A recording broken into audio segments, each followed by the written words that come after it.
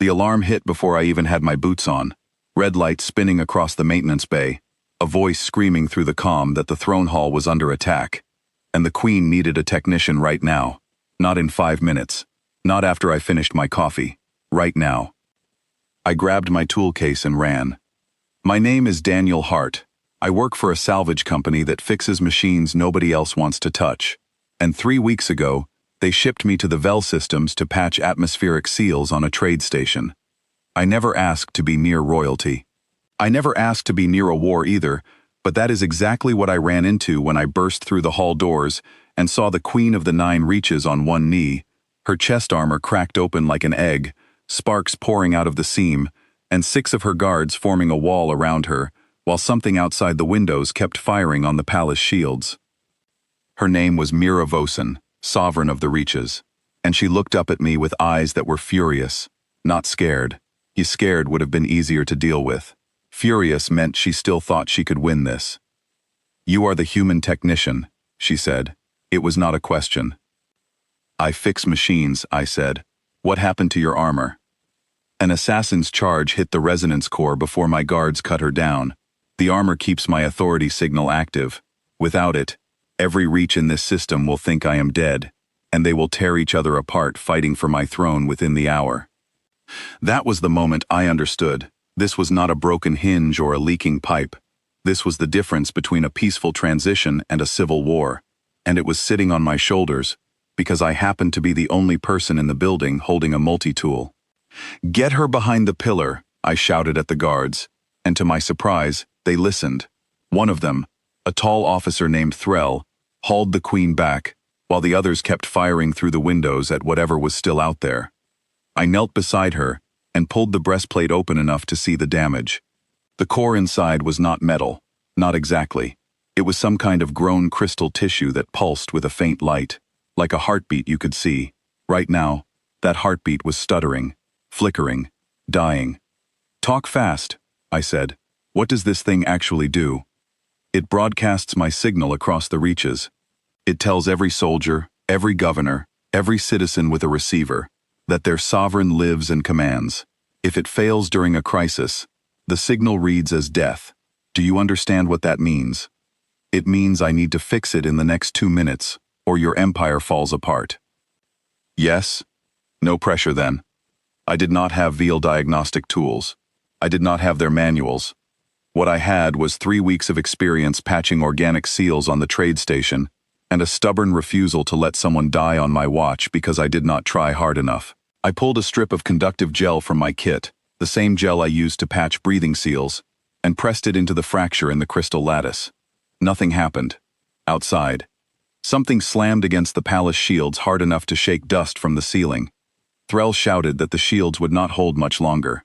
Another guard, a woman named Sarah, dragged a wounded soldier away from the broken window and pressed her hand against his side to stop the bleeding. "It is not working," Mira said, and for the first time, I heard fear underneath the fury. "Give me your hand," I said. "What?" "Your hand, right now."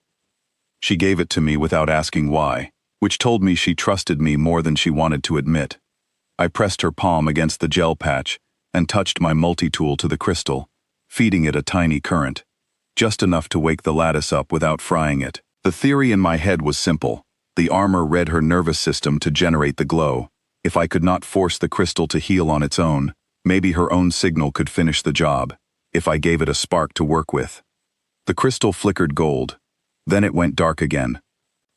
"Come on," I muttered, and adjusted the current, lower this time, steadier, matching what little pulse I could still see fighting through the fracture. Mira closed her eyes and breathed slow, like she understood what I needed from her, even though I had not said it out loud. The crystal caught the rhythm. It started to glow again, weak at first, then stronger, then blazing gold so bright that Threll actually turned to look. The shields outside stopped groaning under the assault a second later. I heard shouting, then cheering, then silence, and Sarah told us through gritted teeth that the enemy ship had broken off and retreated the moment the palace towers lit up gold across the horizon. "They saw the signal restore," Mira said, staring down at her own chest, like she did not believe it either. "They thought I was already dead, once they saw the broadcast return. They knew reinforcements would be coming for them, not for me. So we're good, I said, sitting back on my heels, hands shaking now that the adrenaline had nowhere else to go. We are good, she said. Because of you. I did not think much of that sentence in the moment. I had a job to finish, wounded soldiers to check on, and a bay full of broken palace systems still waiting for repair. I thought the crisis was over. I was wrong about that too. By the time the sun rose over the palace gardens, word of what happened in the throne hall had already spread through every barracks in the capital. I learned this the hard way when I stepped outside the maintenance bay to get some fresh air and found 40 guards standing in formation, chanting something in perfect rhythm. Marry him, marry him, marry him. I stood there holding a cup of terrible synthetic coffee, completely lost. Threll stepped forward, looking far too serious for what he was about to say. You restored the founder glow, technician heart. The crystal has not burned that bright since the first sovereign wore this armor 3 centuries ago. By the old law, whoever relights the founder glow during a crisis is bonded to the throne. I fixed a piece of machinery, I said.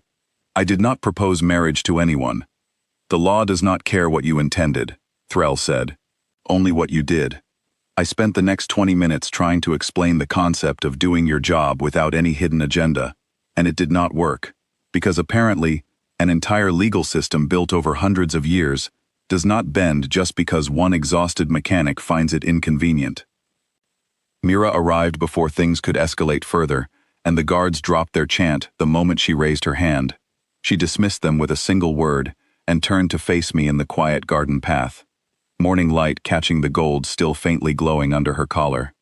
I am sorry about them, she said. The old law is real, but it is also mine to interpret, since it concerns my own throne. So we are not doing the marriage thing. Not unless you want to. She studied me the way she had studied the broken armor the night before, like a puzzle she had not fully solved yet. I am prepared to name you Reach Friend instead, a title with considerably fewer obligations and considerably better trade terms for your company. I can live with that. I thought that would be the end of the story. A strange night, a stranger morning, and a title I would tell people about for the rest of my life. But the Reaches do not let go of old traditions that easily, and 3 days later, I learned exactly how far some people were willing to go to stop me from holding any title near the throne at all. It started with a message delivered to my quarters by a servant who would not meet my eyes. The message came from a governor named Holt Vantar, ruler of the Outer Reach, and it did not read like a friendly greeting. He claimed the founder law was being twisted to serve a foreign outsider, that no human had the right to stand near the throne, and that if Mira did not withdraw my title within 5 days, he would bring his fleet to the capital to settle the matter himself. I brought the message straight to Mira, expecting her to laugh it off. She did not laugh. Vantar has wanted my throne since before I was crowned, she said, reading the message twice. He needed a reason the Reaches would accept. You gave him one without meaning to. So withdraw the title. I never wanted it in the first place. If I withdraw it under threat, every governor in the Reaches will learn that threats work.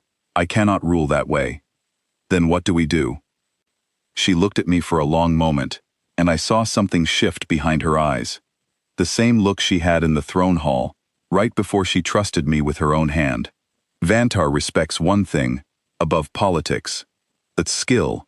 If you can prove yourself capable in front of the Reaches, in a way he cannot dismiss, his challenge loses its power. Capable of what exactly? There is a tradition, a trial of the forge.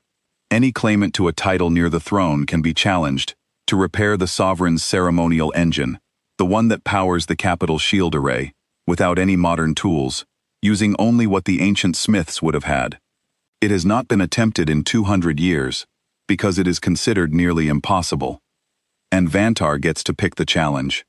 Yes. Wonderful. 5 days later, the entire capital gathered in the shield chamber beneath the palace, a room built from stone older than most human nations, holding an engine the size of a small building, dark and silent, because Vantar's people had drained its core before the trial even began, just to make the challenge harder. Vantar himself stood across from me, tall, broad, dressed in armor plated with dark metal instead of gold. He did not look at me like an enemy. He looked at me like an inconvenience he intended to remove quickly and quietly. "The engine has been silent for 200 years before this," he announced to the crowd. "No smith managed to relight it without modern tools. Let us see if the human deserves a place beside our sovereign, or if he simply got lucky once in a burning hall." I had exactly one advantage Vantar did not know about. Sarah, the guard who had held that wounded soldier's side together during the attack, spent the last 4 days teaching me everything she knew about how the old crystal engines worked. Back when her grandmother served as a royal smith before the craft nearly died out, I had studied every diagram, every old text she could find, memorizing pathways and pressure points until my head hurt.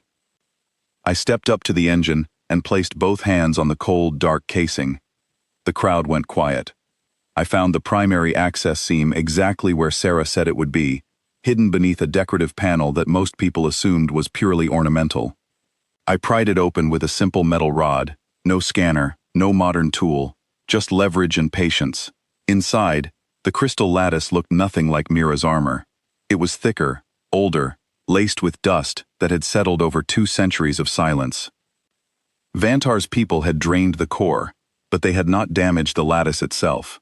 That meant the pathway was intact. It just needed a spark and a rhythm, the same trick that worked in the throne hall, except this engine did not have a living heartbeat to follow. So I gave it one. I pressed my own palm against the crystal, matched my breathing to a slow, steady count, and fed a careful current through the lattice in that same rhythm, over and over, patient, calm, refusing to rush, even though every second of silence felt like Vantar winning in front of the entire capital. The crystal caught the pattern on the 11th try.